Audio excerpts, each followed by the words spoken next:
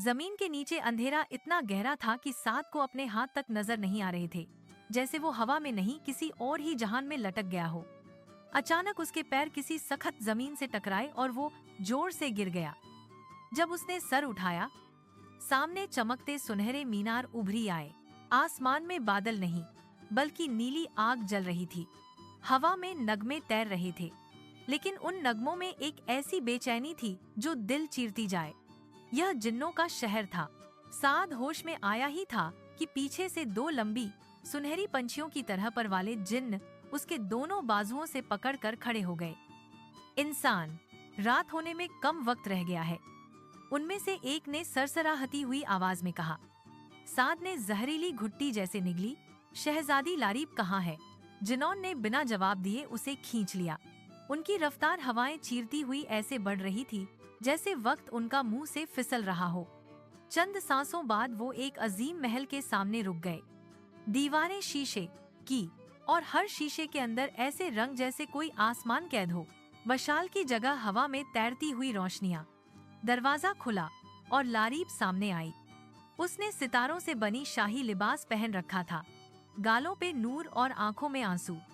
जैसे साद को देखते ही उसकी सारी जूजी में रमे सांस कैद हो गई हो।